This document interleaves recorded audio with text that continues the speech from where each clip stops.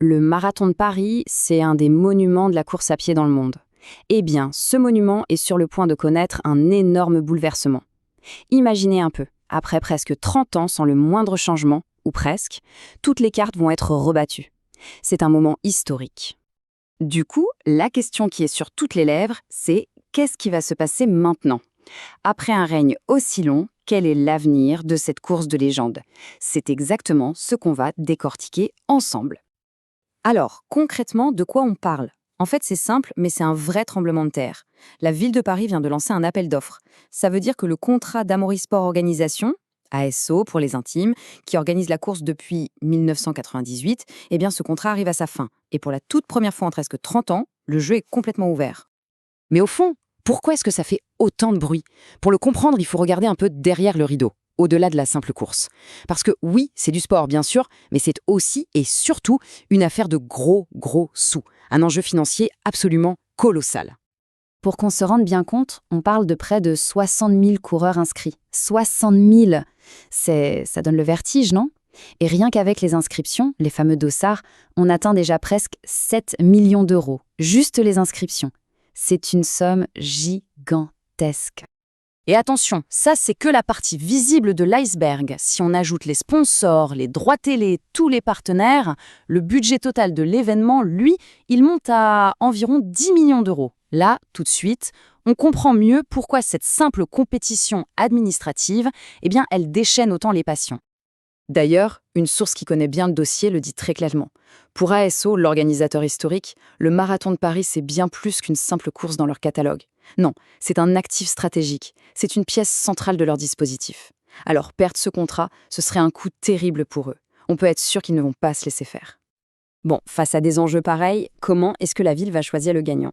Évidemment, la mairie de Paris ne part pas à l'aventure. Non, elle a des règles du jeu très précises, un cahier des charges bien défini qui va vraiment dessiner le futur du marathon.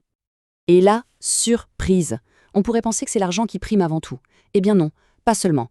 Le critère numéro 1, celui qui pèse le plus lourd avec 45% de la note, c'est le projet sportif. La vision de la course, c'est ça qui compte le plus. Juste après, on a bien sûr les aspects financiers, pour 30%, et enfin, un point devenu incontournable, la dimension écologique, qui compte pour 25%. Ok, pour bien comprendre l'importance de ce qui se joue maintenant, ça vaut le coup de faire un petit retour en arrière. D'où vient cette course, au juste? Comment est-ce qu'elle est devenue ce monstre sacré? Franchement, l'histoire est incroyable. On part de, tenez-vous bien, 126 coureurs en 1976. Des vrais pionniers. Et puis, arrive 1998. ASO prend la barre et là, tout change. La course explose littéralement dans les années 2000 avec le boom du running. Et ça nous amène jusqu'à 2025, avec un record de 57 000 personnes qui ont franchi la ligne d'arrivée. C'est une croissance phénoménale, et c'est bien sous la direction d'ASO qu'elle a eu lieu. ASO a donc vraiment construit un empire autour de cette course, c'est devenu un de leurs joyaux. Sauf qu'aujourd'hui, le géant n'est plus seul sur le ring. Il y a d'autres concurrents qui sont entrés dans la danse. On ne connaît pas leur nom, c'est secret, mais ils sont là, prêts à faire tomber un règne de presque 30 ans. Bon, la grande question c'est comment ça va se terminer, tout ça? Le processus est lancé et le timing, le calendrier, il n'a rien d'un hasard. Il y a un vrai enjeu politique derrière. Alors voilà comment ça va se passer. D'abord, la ville étudie toutes les candidatures. Ensuite, il y aura une première sélection pour ne garder que les meilleurs. Mais le détail crucial à avoir en tête, c'est la date de la décision finale, avant février 2026. Et ça, ce n'est pas anodin du tout, c'est juste avant les élections municipales.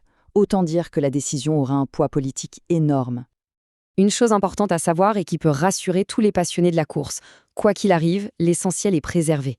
Le nom marathon de Paris, la marque, tout ça, ça appartient à la ville de Paris. C'est sanctuarisé. Donc peu importe qui sera aux commandes, le cœur de l'événement, son héritage est protégé. On se quitte donc sur cette immense question. En 2027, est-ce qu'on aura droit à une simple évolution, une continuité en douceur de cette légende, ou est-ce qu'on s'apprête à vivre une révolution totale?